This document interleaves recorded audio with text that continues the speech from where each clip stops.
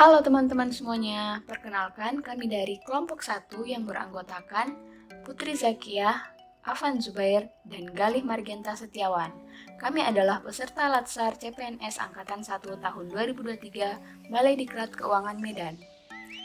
Pada video kali ini, kami akan menyampaikan tugas agenda 2, Core Value ASN berakhlak. Nilai dasar ASN terdiri dari 1. Berorientasi pelayanan, 2. Akuntabel, 3. Kompeten, 4. Harmonis, 5.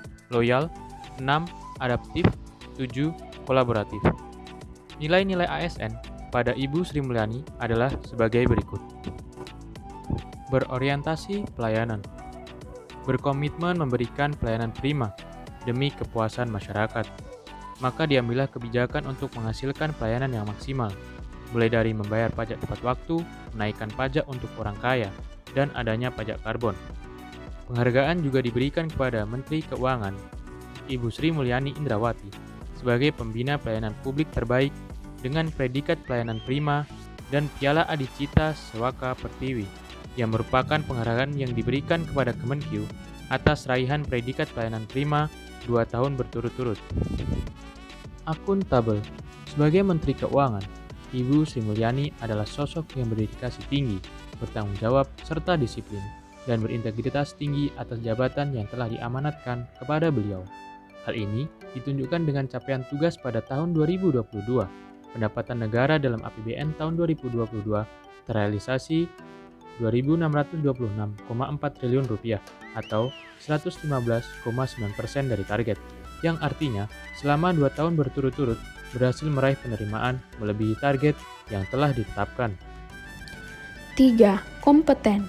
Sebagai Menteri Keuangan, Ibu Sri Mulyani telah melaksanakan tugas-tugasnya dengan kinerja terbaik. Beliau berhasil mengembalikan ekonomi Indonesia saat pandemi COVID-19 pada tahun 2021 dan mampu meningkatkan ekonomi Indonesia dari minus 0,7% di kuartal pertama menjadi sebesar 3,69% di kuartal 4. Beliau juga pernah menembus target APBN penerimaan pajak lebih dari 100%. Ibu Sri Mulyani kemudian memutuskan membuat pajak karbon guna menambah penerimaan pajak. 4. Harmonis. Ibu Sri Mulyani mampu membentuk lingkungan kerja yang kondusif di mana reformasi Kementerian Keuangan telah dikelola sangat baik, sehingga terjadi perubahan yang signifikan di Kementerian Keuangan baik dari segi SOP-nya maupun SDM. Ibu Sri Mulyani juga aktif sebagai pengajar di Fakultas Ekonomi dan Bisnis di Universitas Indonesia. Ini menunjukkan kontribusi beliau di bidang pendidikan. 5. Loyal.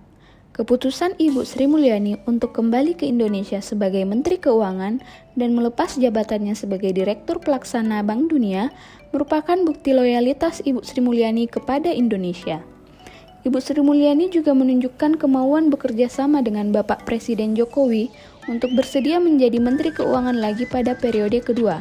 Ibu Sri Mulyani menunjukkan sikap loyal dan mau mewujudkan cita-cita Bapak Presiden untuk membangun Indonesia dengan SDM yang lebih baik, bersih dari korupsi dan kemampuan ekonomi yang berkualitas secara inklusif.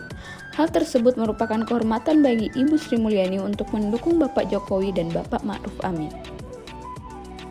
Nilai berakhlak selanjutnya yaitu adaptif. Pada konferensi tingkat tinggi G20 yang lalu, menggambarkan sosok Ibu Sri Mulyani dapat bertindak secara proaktif dan memanfaatkan peluang-peluang untuk membantu memulihkan perekonomian global. Ibu Sri Mulyani menggait negara-negara yang tergabung dalam G20 untuk bersama-sama bermusyawarah dalam menyepakati sebuah output yang dapat membantu perekonomian dunia.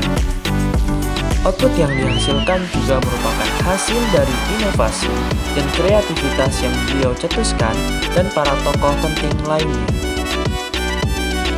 Kolaboratif. Ibu Sri Mulyani kerap kali melakukan kerjasama dengan berbagai pihak. Seperti yang telah dilaksanakan baru-baru ini, beliau melakukan kerjasama dengan negara-negara lain melalui forum G20 dengan Indonesia sebagai presidensi.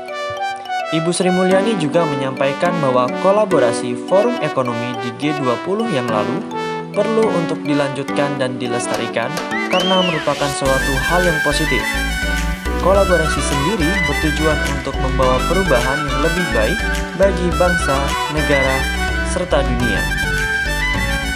Sekian penjelasan dari kelompok kami terkait role model tokoh aktualisasi nilai-nilai berakhlak. Kurang lebihnya mohon maaf. Wassalamualaikum warahmatullahi wabarakatuh.